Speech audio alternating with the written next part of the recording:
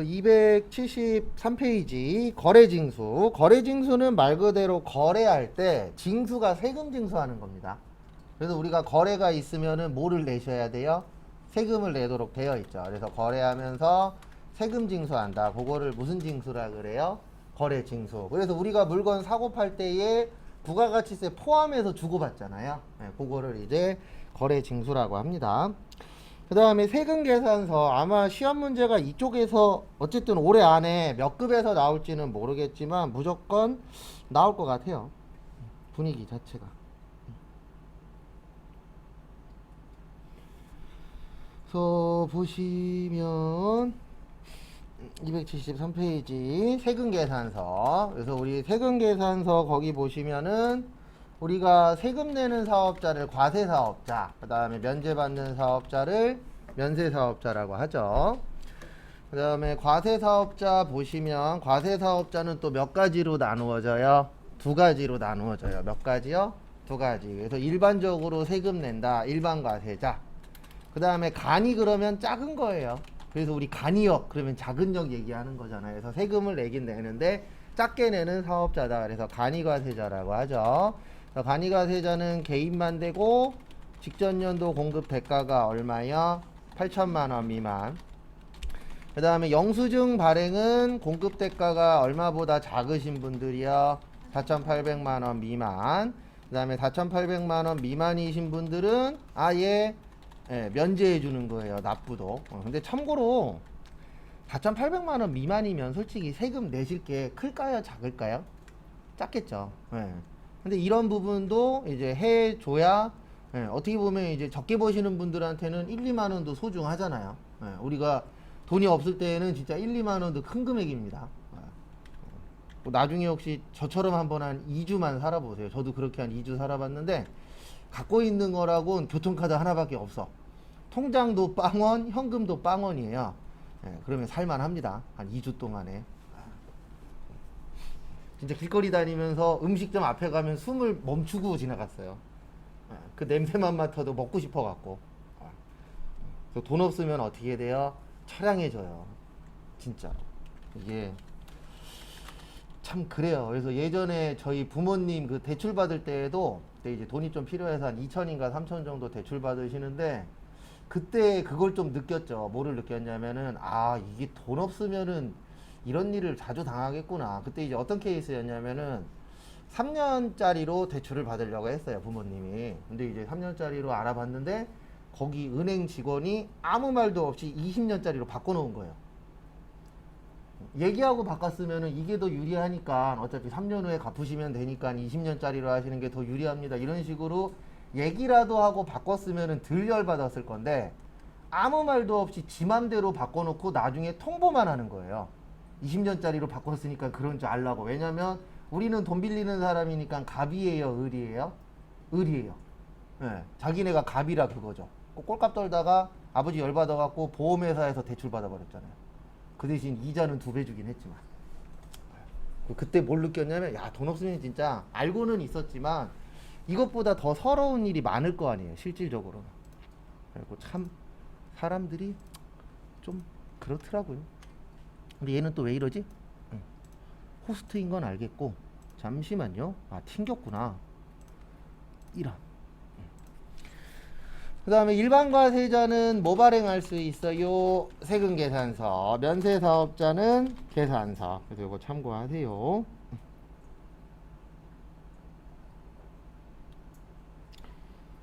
그 다음에 다음 거 보시면은요. 그래서 거기 밑에 보시면은 간이과세자 거기 그 제일 밑에 박스 있죠. 그래서 유형일 4,800만 원 미만인 사람은 뭐만 발행할 수 있다고요? 영수증. 그 다음에 4,800만 원 이상 8천만 원인 사람은 세금계산서 발행할 수 있고 그 다음에 모든 업종이 다 세금계산서를 발행할 수 있는 건 아니에요. 그래서 거기 보시면 원칙이라 그래서 두 가지가 있죠. 원칙이. 그 밑에 있는 원칙은 뭐냐면 세금계산서 발행 못하는 업종은 그냥 영수증만 발행해줘라 그 뜻이에요. 그러니까 결론은 뭐냐면 4,800만 원이 넘으면 영수증을 발행할 수도 있고 뭐를 발행할 수도 있어요? 세금계산서. 근데 4,800만 원이 안 되면은 세금계산서 발행 못 합니다. 그래서 시험 문제 이렇게 나오면 틀린 말이에요. 모든 간이과세자는 세금계산서를 발행할 수 없다. 요러면 요 말은 틀린 겁니다. 왜냐면 4,800만 원 넘은 사람 중에서 일부는 세금계산서 발행할 수 있죠. 그래서 그 얘기예요. 그 다음에 다음 페이지. 다음 페이지가 시험 문제는 더 잘 나와요.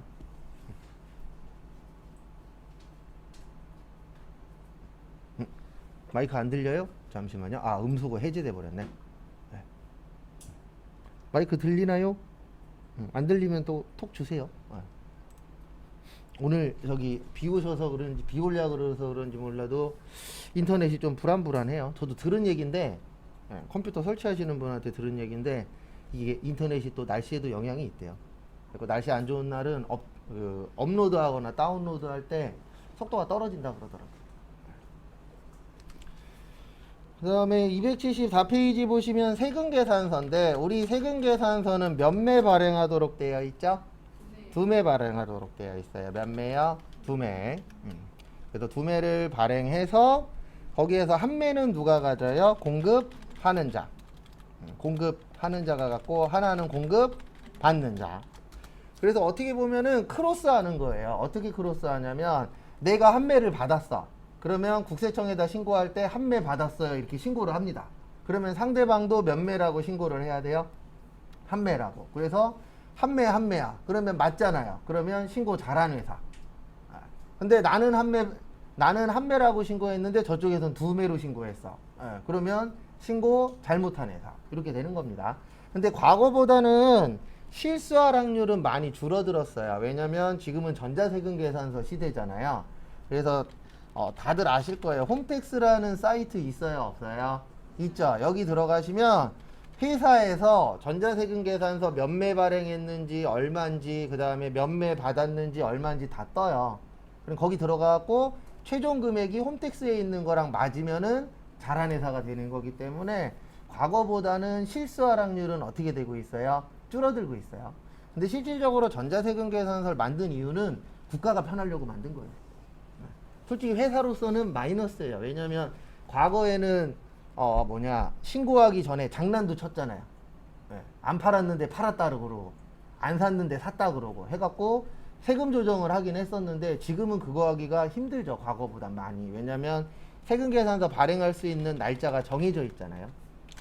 그래서 지금은 전자세금계산서가 있고 무슨 세금계산서가 있어요? 종이세금계산서. 이렇게 이제 두 가지로 나누어지는데 전자세금계산서 의무 발행자라고 있어요. 요 분들은 무조건 전자세금계산서로 발행을 하셔야 됩니다. 법인하고 개인 중에서는 직전연도 공급가액이 얼마 이상이요? 3억 원 이상인 자. 요런 분들은 꼭 전자로 발행을 해야 됩니다. 그리고 시험 문제 답으로 뭐가 많이 나오냐면 개인 사업자 중에서 직전연도 공급가액이 3억 원 미만인 자도 있죠. 3억 원 미만인 자는 전자세금계산서 발행할 수 없다. 뭐 이런 식으로 나와요. 근데 발행할 수 있어요? 없어요? 있어요. 그래서 3억 원이 넘는 사람은 무조건 해야 되고 3억 원이 안 되는 사람은 할 수도 있고 안 할 수도 있고. 그래서 선택입니다. 3억 원이 안 되면. 그래서 이런 식으로 시험 문제가 간혹가다 나와요.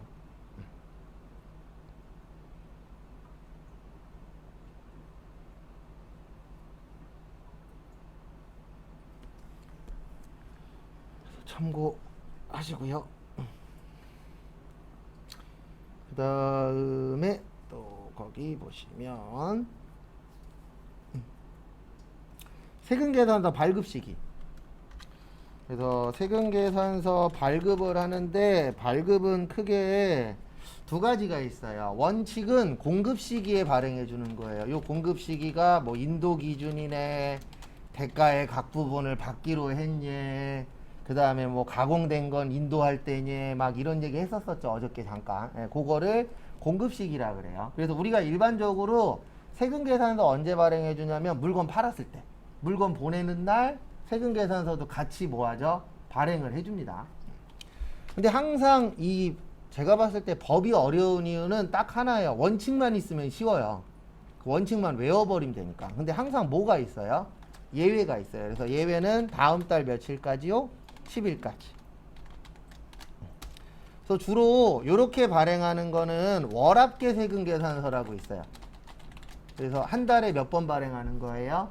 한 번. 이런 경우에는 요 다음 달 10일까지 해주는 경우들이 많아요. 그래서 대표적으로 뭐에서 볼 수 있냐면 회사 가시면 뭐 알파 문구니 무슨 문구니에서 문구점에서 이렇게 받아서 쓰는 경우들이 있어요, 없어요? 있죠. 우리가 직접 나가서 안 사고 이제 문구점에서 이렇게 배달하는 경우가 있는데 거기에서 처음에 계약할 때 계약서에 뭐라고 써 있냐면 자기네는 세금 계산서 한 달에 한 번만 발행해 주겠다라고 되어 있어요. 그러면 요거예요. 뭐야? 월합계 세금 계산서. 그래서 한 달에 한 번만 발행해 주는데 그건 늦어도 언제까지만 발행해 주면 돼요? 다음 달 10일까지. 그 다음에 전자세금 계산서는 요것도 종종 나와요. 전자세금 계산서는 국세청에다가 전송도 해 주셔야 돼요. 전송은 발급일 무슨 날이요? 다음 날까지. 근데 솔직히 큰 의미 없어요. 다음 날이면 무려 며칠을 주시는 거예요? 하루 주는 거예요. 하루면 솔직히 큰 의미 없어요. 그러니까 이 하루는 뭐냐면 에러 나면은 빨리 고쳐서 전송하라는 뜻이에요. 그리고 요즘 웬만한 사기업들은 에러 나면 금방금방 고쳐요. 돈 받고 하는데. 그래서 항상 저는 그렇게 생각해요. 이게 꼭 맞는 말은 아닌데 이 노동부 안에서 돈 빼먹는 놈이 있을 거예요. 왜냐면 진짜 노동부 사이트도 그렇고 노동부 앱도 그렇고 업데이트만 하면 고장나요. 한 번씩. 한 번씩 뭔가 이상해져. 근데 그게 1, 2년 된 얘기가 아니에요. 꽤 오래된 얘기예요. 그래도 못 고치는 거 보면 그 사이에서 돈 빼먹는 놈들이 있는 것 같아요. 이것도 돈 꽤 많이 들어갈 건데. 그리고 웬만한 사기업이 이렇게 만들면 욕먹는 게 아니고 폭파돼요. 진짜로. 엄청 많이 쓰는 사이트잖아요. 거기에다가. 모르겠어요. 원래 국가 관련된 게 그런 건지. 근데 제가 알기로는 국가 관련된 게 원래 그래요. 저희 처남도 지금은 통일부에 있는데 예전에 저쪽에 있었거든요. 인천시청.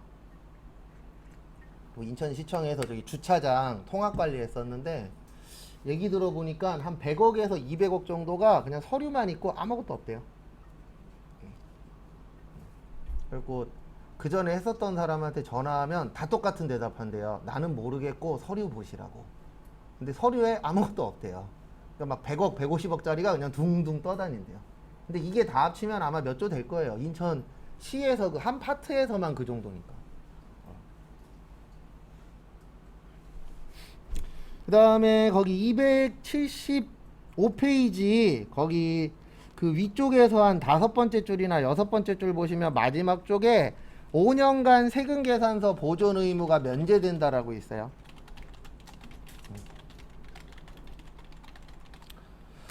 우리나라는 현재 아직은 그 회계 관련된 서류의 보관 기간은 몇 년이에요? 5년이에요. 그래서 원래는 세금 계산서 발행하면은 5년 동안 가지고 있어야 돼요. 근데 전자세금 계산서는 전송한다 그랬잖아요. 그래서 전송을 하면은 국세청이 가지고 있죠. 그 국세청이 갖고 있으니까 너네들은 안 가지고 있어도 괜찮다 라고 법은 되어 있는데 모든 회사가 다 가지고 있어요. 그래서 전자세금 계산서를 발행하면 이메일로 오잖아요. 그럼 거기에서 프린트해서 철해놔요. 근데 왜 해놓냐면 이거 믿어요? 제가 봤을 때 안 믿어요. 왜냐면 그럴 리는 없겠지만 해커가 심심해갖고 국세청 홈페이지 들어가서 서버 들어가서 지울 수도 있어요, 없어요? 있어요. 우리나라가 뭐 잘 막는 나라도 아니고 해커가 진짜 심심하지 않는 이상 그럴 일을 할 일은 없긴 하겠지만 그래도 우리나라 서버 잘 뚫리잖아요. 툭하면 뚫리고 툭하면 팔아먹고. 그래서 대부분 회사가 이거 있어도 안 믿어요. 그래서 다 프린트해서 뭐예요? 모아놓습니다. 5년 동안에. 그리고 어떤 회사는 그냥 계속 모아놓는 회사들도 있어요. 종이로 프린트해갖고 뭐 조사가 나오든 뭐라든 그냥 다 모아만 놔요. 그래서 어떤 회사 가시면은 아예 창고가 따로 있죠. 서류만 모아놓는 창고가. 그리고 문제 있는 회사들은 5년 딱 지나면 바로 파쇄해버려요. 왜냐면 와갖고 보면 걸릴 수도 있으니까. 문제 있는 회사들은 제깍제깍 파쇄해버리고 별 문제 없는 회사들은 모아놓고. 근데 또 파쇄 전문 업체들도 있죠. 저도 한번 봤는데 엄청 큰 트럭이 오더라고요. 거기에다 그냥 파일 철제로 그냥 던져버리던데요. 네. 아, 저런 것도 있구나. 그래서 한 번 본 적 있어요. 옆에 회사에 한번 와갖고 구경 간 적 있죠. 그 다음에 275페이지 5번에 별표 하나만 쳐주세요. 가끔씩 이론에 내는데 좀 요런 파트는 좀 나오면은 난이도는 좀 있어요.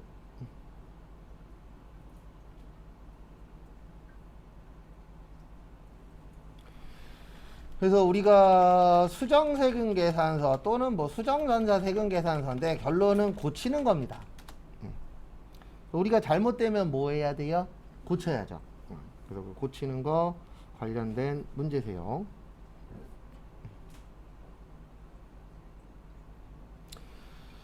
그래서 거기 보시면은 작성일자가 소급되지 않는 경우라고 있는데 시험 문제는 작성일자가 소급되는 경우가 나와요. 그리고 특히 요 1번이 2번 정도 나온 적이 있습니다.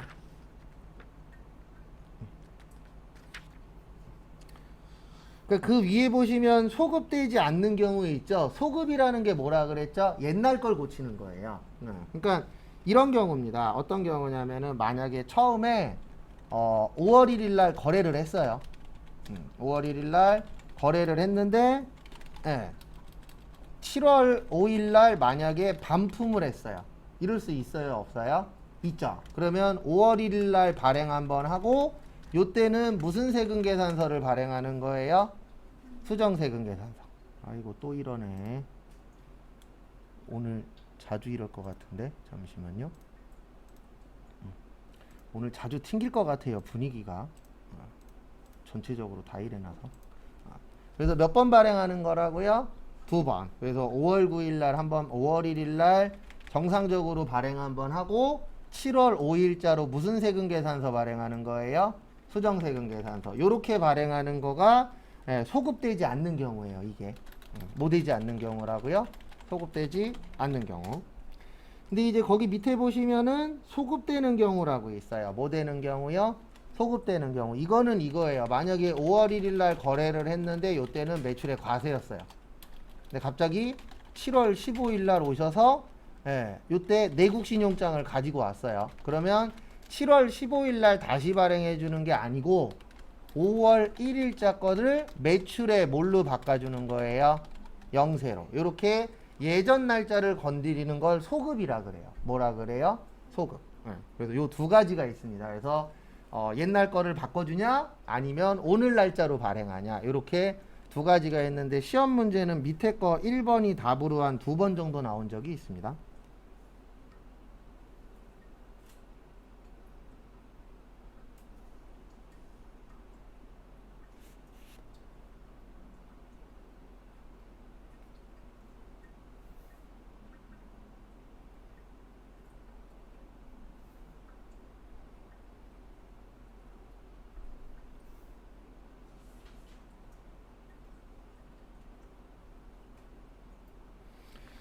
그래서 거기 한 번 더 보면은요 작성일자가 소급되지 않는 경우 동그라미 1번에 보시면 환입될 때 환입이라는 게 반품이죠. 뭐예요? 반품.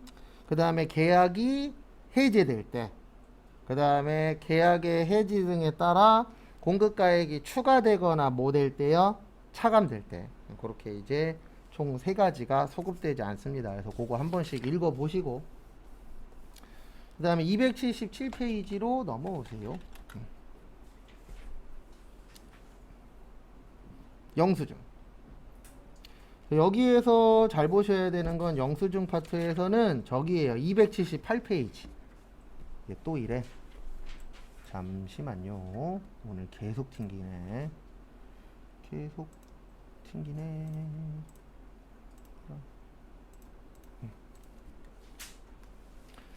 278페이지 보시면 8페이지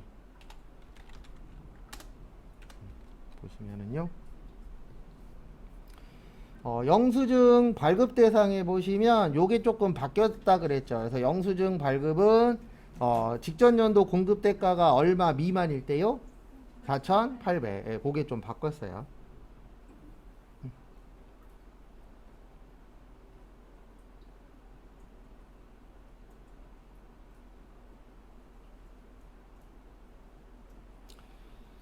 그 다음에 거기 밑에 박스 보시면 왼쪽에 세금계산서 발급 금지 업종이라고 있어요. 그래서 미용실, 목욕탕, 유사 서비스업. 요 유사 서비스업은 뭐 네일 같은 거 있죠. 네일 아트 같은 거. 예, 그런 쪽도 이제 하나의 미용 관련된 거잖아요. 예, 이런 것들도 이제 세금계산서 발행할 수 없습니다. 왜 그러냐면 세금계산서라고 나오면 아이고 잠시만요. 또 튕겼어. 계속 튕기네. 큰일 났다 오늘 오후반 안 그래도 줌으로 하시는 분들 많으신데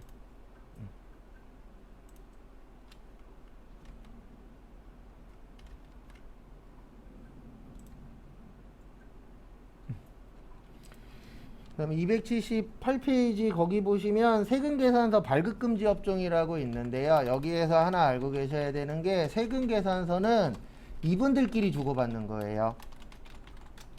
사업자하고 누구요? 사업자.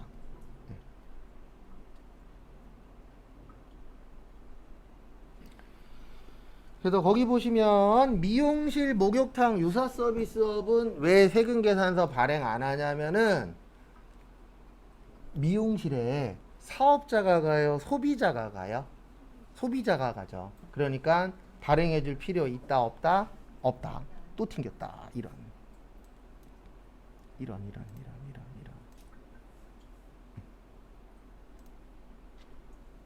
시스템이 그 다음에 거기 역외군송업의 별표 3개 치세요. 요거는 꼭 기억하고 계십시오. 역외군송업에서는 누구만이요? 전세버스. 그래서 전세버스만 세금계산서 발행 가능하다. 그래서 이게 무슨 뜻이냐면 뭐 이제 회사에서 단체로 배 타고 여행 갈 수 있어요? 없어요? 있죠. 그거는 영수증 처리만 가능하다는 뜻이에요. 그래서 역외군송업에서 여러 가지 있습니다. KTX도 있고 비행기도 있고 택시도 있고 다 있는데 거기에서 누구만 메인 매출 전표에다 입력할 수 있는 거예요? 전세버스만. 그리고 나머지는 다 일반 전표에다 넣으셔야 돼요. 왜냐하면 법에서 전세버스만 세금계산서로 인정을 해주겠다. 나머지는 세금계산서로 인정을 못 해주겠다. 이렇게 되어 있는 거예요. 법 자체에서. 근데 왜 그러냐면은요. 이것 때문에 그래요. 우리 전세버스는 일반적으로 소비자가 빌리는 것보다는 회사나 이런 단체에서 빌리는 경우가 훨씬 더 많죠. 전세버스가 관광버스니까. 네, 그러면은 그 단체들은 대부분 사업자인 경우들이 어때요? 많아요. 그래서 전세버스만 세금계산서 발행할 수 있고 나머지는 다 영수증 처리밖에 안 되는 거예요. 그거 좀 봐두시고요. 그 다음에 입장권. 입장권도 왜 세금계산서 발급 금지냐면 우리 뭐 동물원, 박물관 이런 데 대부분 소비자가 많이 가잖아요. 일반 사람들이 사업자보다는. 그 다음에 미용 목적 성형수술도 세금계산서 발급 안 돼요. 그 다음에 수의사도 일반적으로 세금계산서 발행 안 되고 그 다음에 자동차학원, 운전면허학원도 무도학원도 안 됩니다. 그래서 이렇게 기억하시는 게 제일 좋아요. 어떻게 기억하시냐면은 그냥 기억하실 때 헷갈리시면 이 업종이 소비자가 많이 사용하느냐 아니면은 사업자가 많이 쓰느냐 그걸로 보시는 게 좀 편합니다. 그 다음에 요거는 하나 알고 계셔야 돼요. 소매업자 있죠. 소매업의 경우에는 상대방이 세금계산서 발행을 요구하는 경우 발행 가능하다라고 되어 있어요.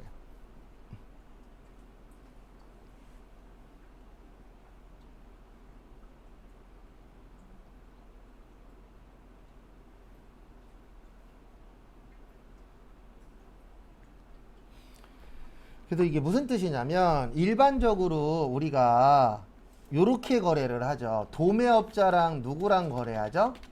소매업자. 이렇게 업자들끼리 할 때에는 세금계산서를 뭐 해야 돼요? 발행을 해줘야 돼요. 근데 일반적으로 소매업자는 누구한테 팔죠? 최종 소비자. 그래서 이때는 뭐만 발행해줘요? 영수증. 근데 특이하게 소비자가 아니고 사업자가 와서 살 때가 있어요. 그때 이제 어떨 때냐면은 급할 때. 일반적으로 회사는 소매업자한테 안 사요. 왜냐면 소매업이 싸요? 도매업이 싸요? 도매업이 싸죠. 예, 그건 누구나 다 알고 있는 얘기잖아요. 거기에다 회사 같은 경우에는 대량 구입을 하니까 대부분 도매업자한테 구입을 합니다. 근데 이런 경우가 발생할 수 있어요. 만약에 오늘 당장 필요해. 한두 개 정도가. 근데 도매업자한테 전화했더니 오늘은 죽어도 안 된대. 그러면 가까운 소매업체에 가서 한두 개만 살 때도 있습니다. 실제. 예, 저도 그런 적이 있었어요. 예전에 제조회사 다닐 때 오늘 당장 두 개가 필요한데 절대 안 된대요. 그리고 더 큰 문제 뭐였었냐면 나갈 차도 없었어요. 다 나가갖고. 예, 그래서 그냥 가까운 데 가갖고 사서 쓴 적이 있었죠. 그럴 때에는 내가 요구를 해야 돼요. 뭐 달라고요? 세금 계산서 달라고. 그러면 그때는 받을 수가 있습니다. 근데 요구 안 하면 영수증으로 끝나는 거예요. 또 그 부분 참고하시고. 그 다음에 279페이지 세금계산서 및 영수증 발급 의무의 면제. 그래서 택시는 영수증 받을 수 있습니다. 맞죠? 저 이것 때문에 싸우는 거 예전에 한번 본 적 있어요. 친구 동생이 결혼한다 그래서 갔는데 이제 차 주차해 놓고 건너려고 그러는데 택시 세워놓고 택시 아저씨하고 웬 아가씨하고 대판 싸우고 있더라고요. 요것 때문에 택시 아저씨는 영수증 발행할 수 있는 그게 고장나서 못 해준다. 아가씨는 왜 못 해주냐? 무조건 끊어줘라. 그렇고 싸우고 있더라고요. 누가 이겼는지 모르겠어요. 그냥 싸우나 보다 하고 건너갔으니까. 근데 옛날에는 저 택시 요금 가지고 비용 처리 많이 했어요. 왜냐면 과거에는 택시에 영수증이 없었잖아요. 그러니까 저도 세무사 사무실 할 때 뭐 많이 했었냐면은 500 그러면은 500만 원어치 입력하는 거예요. 프로그램에다 영수증 없이. 왜냐면 그 당시에는 택시 요금 영수증이 없었으니까. 지금 그러면 걸립니다. 지금은 택시에서 영수증 받을 수 있잖아요. 그래서 옛날에는 그렇게 해갖고 세금 많이 안 냈어요. 영수증 못 받는 거 가지고 막 때려 넣는 거예요. 왜냐면 검사할 수가 없잖아요. 그리고 옛날에 무조건 뭐든지 다 돈 벌려면 옛날에 했었어야 돼요. 지금 하면은 어쨌든 옛날에 버는 거에 한 진짜 안 좋은 쪽은 10분의 1? 근데 평균적으로 제가 봤을 때 한 4분의 1 내지 5분의 1 거의 반토막 난다라고 보면 돼요. 근데 옛날에 이만큼 벌어서 1000만 원 벌었다. 그러면 지금은 똑같은 금액을 팔아도 한 반토막보다 적게. 근데 그렇게 된 가장 큰 이유 중에 하나가 저거잖아요. 신용카드. 카드로 쓰니까 매출액이 다 잡혀버리잖아요. 그래서 세금 많이 내고. 우리나라 현재 최고 세율이 42%인가 그래요. 40이었나 44였나 갑자기 또 헷갈리네. 어쨌든 40% 넘어가니까. 그러면 100만 원 팔아서 얼마 세금 내는 거예요? 40만 원 세금 내는 거예요. 막말로. 그래서 과거보다는 어쨌든 힘들어지고 있어요. 그래도 또 희망이 있겠죠. 그러니까 금요일마다 뭐를 사시라고요? 금토일에는 로또를 사는 겁니다. 그래서 택시 운송, 그 다음에 노점, 행삼, 무인 판매기 이런 데에서는 세금 계산서나 영수증 받을 수 없죠. 근데 택시는 영수증은 받을 수 있어요. 세금 계산서는 못 받아도. 그 다음에 아까 소매업 설명드렸죠? 소매업은 달라고 하면 받을 수 있습니다. 근데 다 되는 건 아니에요. 왜냐면 이러면 안 되잖아요. 간이과세자인데 4,800만 원 미만이야. 이분한테 가서는 뭐 달라 그래야 돼요? 영수증 달라 그래야 돼요. 왜냐면 이분들은 세금 계산서 발행할 수가 없으니까. 그리고 어떤 분들은 잘 모르시는 분들은 이분들한테 가서도 뭐 달라 그래요? 세금 계산서 달라 그래요. 그래서 이 상대방 분도 좀 대화가 조금 되는 사람을 만나야 됩니다. 제가 회계 때 얘기했죠. 강사분하고 저기 수강생하고 머리끄댕이 잡고 싸운 적이 있었다고. 얘기 안 했나요? 네, 말씀 안 하셨는데. 예전에 서울에서 일할 때 이제 갑자기 회계반이 잘 되는 거예요. 그러니까 원래 저 혼자였는데 갑자기 수강생이 많아져 갖고 이제 선생님 한 분을 채용해서 한 반을 더 만들었어요. 근데 그 반에서 이제 나중에 수강생분 한 명하고 강사분하고 머리끄댕이 잡고 싸웠대요. 근데 왜 그랬냐면 이게 그분이 꼭 잘못된 건 아닌데 약간 좀 정신적으로 문제가 약간 있긴 있으셨대요. 그거 저도 몰랐는데 나중에 싸움 났다라고 하고 그러니까 그 다음날 출근했는데 그분이 안 보이시는 거예요. 그래서 인포 가갖고 물어봤죠. 왜 그분이 안 보이시냐. 강사분 말고 그 수강생분. 학원에서 유명했거든요. 안 보이시더라고요. 그래서 가서 물어봤더니 어저께 난리 났었다고. 그때 무슨 생각했냐면 우리 반이 아니어서 다행이었다. 예. 근데 그분이 어떤 케이스였냐면 이제 방송통신대학 법학과를 다니고 있대요. 그러면서 무슨 말만 하면 자기 법학과 다닌다고. 그 다음에 이제 어떤 서류를 달라고 하잖아요. 그래서 뭐 만약에 수강증을 주세요. 그러면 거기 위에 수강증이라고 쓰여 있어야 돼요. 만약에 수강 확인증이라고 쓰여 있으면 싸워요. 자기 무시하냐고. 내가 수강증 달라 그랬는데 왜 수강 확인증을 주냐고. 약간 이런 케이스였어요. 그러니까 앞뒤 옆 다 막히신 분이에요. 그래갖고 한번 뭔가 터지긴 터지겠다 라고 했는데 나중에 진짜 터졌죠. 예. 그리고 이제 막 대화하고 있는데 노동부에서 전화 왔어요. 예. 뭐라고 전화 왔냐면 거긴 괜찮냐고. 우린 어저께 난리 났다고. 자기네들은 지금 난리 났다고. 오셔갖고 이제 업고 있는 중이었었죠. 그분이 가갖고. 근데 확실히 앞뒤 막혀 계신 분들이 있어요. 예. 그런 분들하고는 그냥 다툼이 안 생기는 게 가장 어때요? 좋아요. 그래서 그냥 좋은 게 좋은 거다 하고 빨리 그냥 날짜가 되라 이거밖에 없어요. 방법은. 근데 회사에서도 회사 생활 해보신 분들 아시겠지만 앞뒤 막혀있는 직장 상사 만나면 행복하죠. 내가 그만둬야죠 뭐. 그래서 제가 제일 좋아하는 말 중에 하나가 절이 싫으면 누가 떠나요? 중이 떠나요. 항상 그 중이 저였어요. 진짜 여기가 18번째인가 19번째라니까요. 뭐 지금 여기 다닌 지는 한 8년 차, 9년 차 되고 있긴 한데. 근데 이렇게 많아진 이유 중에 하나가 하루에 막 3탕씩 뛰고 했었거든요. 예전에는. 아침엔 여기 가고 점심엔 저기 가고 저녁엔 저기 가고 해갖고 예전에 좀 화려하게 돌아다녔어요. 제가 봐도. 막 버스만 하루에 막 3시간씩 타고 다니고. 그 다음에 거기 3번 보시면 자가공급, 개인적 공급, 사업상 증여, 폐업시 잔존재화는 간주공급이에요. 무슨 공급이요? 간주공급은 세금계산서 없어요. 왜냐면 이거 진짜라 그랬어요? 가짜라 그랬어요? 가짜라 그랬죠. 근데 가짜인데 세금계산서 발행할 수 있다 없다? 없다. 그 다음에 그 밑에 6번도 똑같아요. 간주임대료. 간주는 가짜라 그랬잖아요. 그래서 가짜니까 세금계산서 발행할 수 없다. 그 다음에 거기 4번 있죠. 영세율. 우리 영세는 두 가지가 있어요. 몇 가지가 있다고요? 두 가지. 매출의 영세가 있고 매출의 수출이 있어요. 둘 다 영세예요. 근데 차이점은 뭐냐면 영세는 간접 수출이고요. 수출은 직수출이에요. 그리고 가장 큰 차이는 뭐냐면 영세는 영세율 세금계산서가 있죠. 얘는 세금계산서가 없어요. 그래서 헷갈리시면 한번 우리 문제 풀 때 조만간 이제 분계 문제 또 풀이할 거거든요. 그때 잘 보시면 영세일 때는 요게 나와요. 세금계산서라는 명칭이. 근데 수출일 때는 세금계산서가 없어요. 근데 왜 없냐면은요. 영세는 간접 수출인데 이게 무슨 뜻이냐면 상대방 회사가 우리 회사의 물건을 사다가 수출하는 거예요. 왜냐면 무역할 때 만들어서 수출하시는 분도 있지만 다른 회사 걸 사다가 수출하시는 분들도 있죠. 그 케이스가 요거거든요. 영세. 근데 수출은 왜 세금계산서가 없냐면 직접 수출하는데 이런 문제가 생겨요. 상대방이 우리나라 회사예요? 외국 회사예요? 외국 회사죠. 그럼 외국 회사면은 우리나라의 사업자 등록증이 없어요.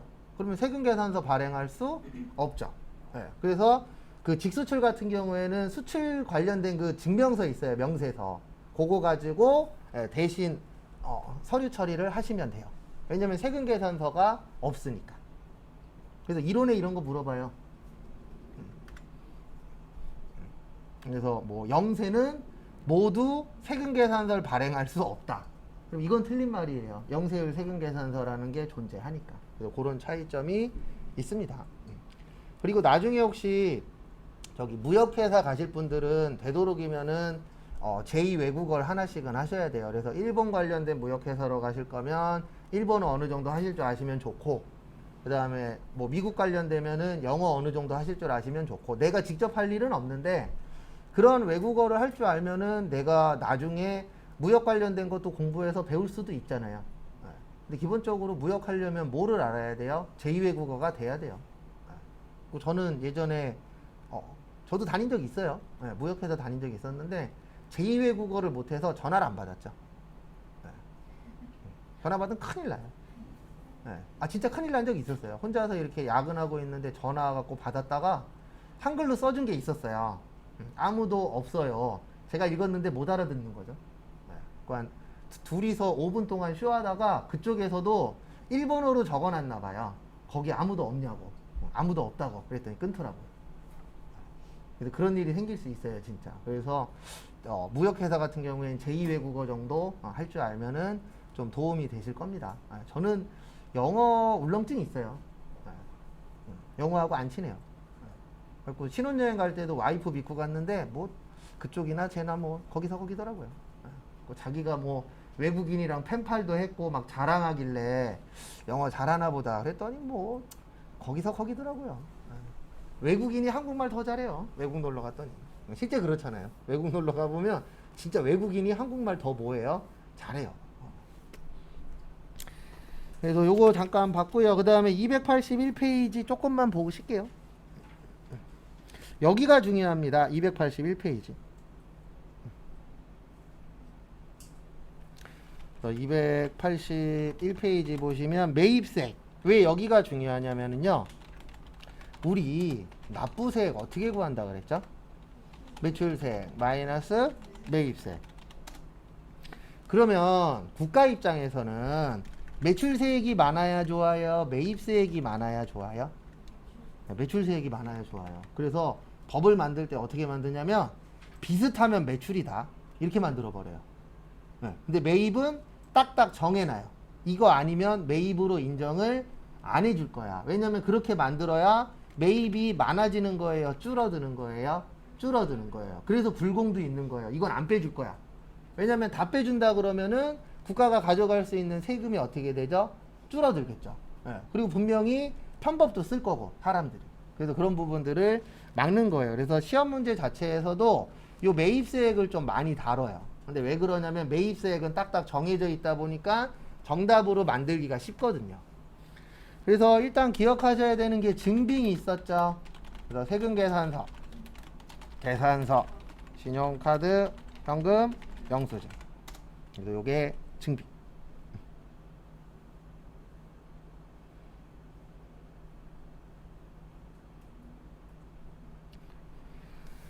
그 다음에 다음 거 보시면은요. 그래서 거기 공제되는 매입세액 281페이지 보시면 첫 번째로 세금계산서 수치분 이라고 있으시죠. 그 다음에 거기 밑에 그 중가운데 박스 보시면 경정이라고 있어요. 뭐라고 있어요? 경정.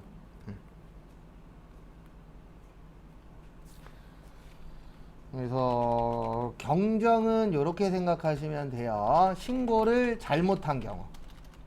요게 이제 경정이고 여기에 빠져 있는데 결정도 있어요. 결정은 무신고예요. 우리가 날짜 정해놨잖아요. 국가에서. 그러면 그 날짜에 맞춰서 뭐 하셔야 돼요? 신고를 하셔야 돼요. 왜냐하면 신고를 안 하게 되면은 국가에서 세금을 결정해 버려요. 그러면 국가에서 결정할 때 내가 원래 내야 되는 금액만큼만 낼까요? 많이 낼까요? 많이 내요. 그래서 돈 들여서 세무사 사무실에 맡기고 이런 걸 하는 거예요. 왜냐면은 내가 세무사 사무실에 주고 세금 내는 것보다 결정으로 때려 맞으면 그게 훨씬 더 어때요? 금액이 커지도록 되어 있어요. 왜냐면 그렇게 만들어놔야 사람들이 어떻게 하죠? 신고를 정당하게 하겠죠. 참고로 무신고하면 매입세 공제 안 돼요. 매입세 인정 안 해줘요. 괘씸죄로. 그래서 항상 조심하셔야 되는 게 뭐 그럴 리는 없겠지만 탈세라고 하죠. 탈세하다 걸리면 회사가 문을 닫을 수도 있어요. 왜냐면 100만 원 내야 되는 걸 막 몇백만 원 더 내게 만들어 버리니까 국가 자체에서는. 근데 왜 그렇게 해야 되냐면은 신고한 사람이나 신고 안 한 사람이나 똑같아. 그러면 신고할 거예요, 안 할 거예요? 안 하겠죠, 당연히. 그래서 괘씸죄로 해갖고 세율도 좀 세게 때리고 그런 부분들이 있습니다. 그래서 그거는 그렇게만 알고 계세요. 경정이라고 나오면 잘못했어, 신고를. 그 다음에 결정이라고 나오면 신고를 한 거예요, 안 한 거예요? 안 한 건데 이 두 가지의 특징은 뭐냐면 국세청에서 알고 있는 거예요. 이 회사가 잘했다, 잘못했다, 잘못했다를. 네. 근데 시험 문제는 어떻게 나오냐면 이렇게 나와요. 국가가 경정할 것을 알고 수정 신고하면은 인정을 할까요, 안 할까요? 어떻게 나오냐면 경정을 알고 난 후 수정 신고를 하는 경우. 그럼 이거 수정 신고 받아줄까요, 안 받아줄까요? 안 받아줘요. 그래서 무조건 수정이라는 거는 국가가 알기 전에 해야 돼요. 그러면 인정을 해줍니다. 근데 국가에서 연락이 오거든요. 너네 신고 잘못했더라. 그 얘기 듣고 나서 수정 신고하면은 그건 인정을 안 해줘요. 왜요? 내가 찾은 게 아니고 국가가 찾은 거니까. 그래서 실무 가셔서 뭐 당연히 이런 일이 생기면 안 되겠지만 신고를 잘못한 걸 알면 빨리 수정 신고하는 게 회사 입장에서도 훨씬 더 뭐한 거예요? 좋은 거예요. 그래서 예전에 저 세무사 사무실 있을 때 제 거래처는 아니고 우리 팀장님 거래처였는데 저희 세무사 사무실에서 가장 덩치가 큰 회사였어요. 근데 거기가 분양 회사였거든요. 근데 거기 직원이 10억짜리 세금 계산서를 다이어리에다가 꽂아 놓은 거예요. 네. 근데 그거를 언제 발견했냐면 4월 달 넘어서 발견했어요. 작년 12월 달 거. 난리 났죠. 왜 난리 났냐면은 일단 12월 달 거니까 부가가치세 이기 확정 신고 잘못했겠죠. 그 다음에 3월에 법인세 신고도 잘못했어요. 왜냐면 10억이라는 돈이 빠진 상태로 신고했으니까. 그거 다시 알자마자 4월 달에 수정 신고를 했죠. 그리고 아마 그 회사 입장에서는 한 2천만 원에서 3천만 원 정도 손해 보고, 그리고 그 직원은 한 달 후에 안 보이고. 근데 회사에서는 그냥 워낙 덩어리가 큰 회사니까 뭐 2, 3천 솔직히 그 회사는 돈도 아닌 회사였거든요. 그냥 넘어간다라고 해서 넘어갔다라고 얘기는 들었는데 아마 그분 자괴감에 못 다닐 거예요. 그리고 주변에서도 또 좋게 볼 거예요, 안 좋게 볼 거예요? 안 좋게 볼 거고. 그래서 실수를 해도 작은 걸 실수하면 그나마 괜찮은데 너무 큰 거 실수하면은 솔직히 좀 힘들어지긴 합니다. 근데 지금은 그런 상황이 거의 안 생겨요. 전자세금 계산서라. 그 당시엔 다 종이였으니까 그런 일들이 비일비재했어요. 막 어디 꽂아놓고 아니면 막 혼자만 알고 있고. 그래서 전자세금 계산서도 예전에 저 회사 다닐 때 문제가 한번 터진 적이 있었어요. 근데 그때 왜 문제가 터졌냐면 전자세금 계산서는 이걸로 받아요. 메일로. 맞죠? 그래서 요즘 대부분 회사 메일이 있어요, 없어요? 있어요. 그래서 여기로 받는데 저희 그 연구실 과장님이 자기 이메일로 받은 거예요. 뭔가 이상해요. 금액이 안 맞아요. 나중에 봤더니 그쪽 메일로 들어간 거예요. 확인이 안 되는 거죠. 분명히 보냈대는데. 근데 더 큰 문제는 뭐였었냐면 거기 과장님이 술을 좋아하셔갖고 술 때문에 한 달 동안 그 술 끊는 학교 가셨었거든요. 한 달 동안 빈 공간이 또 생겼었던 거죠. 난리도 아니었었어요, 한 달 동안에. 그래서 항상 회사 메일. 그래서 이 전자세금 계산서가 생기고 나서 격리 직원이 하는 일이 하나 더 생겼어요. 하루에 2-3번씩 여기 들어가서 확인을 해야 됩니다. 근데 요즘에는 웬만하면 메일 들어오면은 연동이 되긴 하는데 어쨌든 하루에 한두 번씩은 확인을 꼭 해주셔야 돼요. 그래서 오전에 한 번, 오후에 한 번 이런 식으로. 왜냐면 혹시 또 내가 알림을 못 받았을 수도 있고 그래서 확인을 꼭 하셔야 됩니다. 그리고 되도록이면 5시 넘어서는 확인하지 마세요. 왜 그런지 아시죠? 5시 넘으면 무슨 준비해야 돼요? 퇴근 준비해야죠. 그럴 경우에는 홈택스 들어가서 꼭 맞춰봐야 되죠. 그렇죠. 꼭 맞춰봐야 돼요. 그거 생활화 하셔야 돼요. 그래서 비는데 이놈의 세금 계산서가 안 들어왔었거든요. 왜냐면 다른 메일로 받으셨으니까. 그래서 요즘엔 사업자 등록증에 회사 메일 아예 찍혀 있어요. 그래서 거기로 주고받으시면 돼요. 그게 대표 메일이니까. 그리고 절대 개인 메일로 보내시면은 나중에 문제 생길 수 있습니다. 그래서 저는 아직도 지금은 이제 안 날라오는데 한 1년 전까지만 해도 한 15년 전에 그만둔 회사인데 가끔씩 문자가 와요. 세금 계산서 보냈다고. 그러니까 그 회사에서 저 그만두고 나서 제 번호를 삭제를 해야 되는데 삭제를 안 하신 거예요. 그래서 한 2-3달에 한 번씩 메일 와요. 왜 오지? 근데 전화번호도 모르니까 전화도 못하고. 그래갖고 그런 적도 있었죠. 결론은 관리를 안 하신다는 얘기죠. 그 다음에 매입자 발행 세금 계산서까지만 보고 쉴게요. 예, 원래는 세금 계산서는 누가 발행해야 돼요? 매출자, 공급하는 자가 발행해야 되는데 특수한 경우에는 매입자가 발행할 수가 있어요. 그 특수한 경우가 뭐예요? 싸움 났을 때. 그래서 이런 경우가 생기는 겁니다. 나는 죽어도 너한테는 세금 계산서 안 줄 거야. 이런 상황이 올 수도 있겠죠. 예, 그 상황이라고 보시면 돼요. 그래서 거기 밑줄 잘 쳐져 있는데 공급 대가가 얼마 이상이어야 돼요? 10만 원 이상. 그 다음에 거기 밑에 보시면 과세기간 종료일로부터 몇 개월 이내요? 6개월 이내에 신고하시면 돼요. 예, 그래서 국세청에다가 신고하시면은 국세청이 확인을 하는데 서류를 넣어줘야 되거든요. 그때 서류 중에서 가장 중요한 거는 입금 서류예요. 그래서 우리가 항상 그 회사에서 돈 주고받을 때에는 현금으로 주고받아야 돼요? 통장으로 주고받아야 돼요? 통장. 그래서 통장 내역서를 이렇게 제출을 하면은 그 국세청에서 확인을 하고 이제 그 상대방 업체하고 이제 조사를 하는 거죠. 너네 이 회사하고 거래한 게 있냐.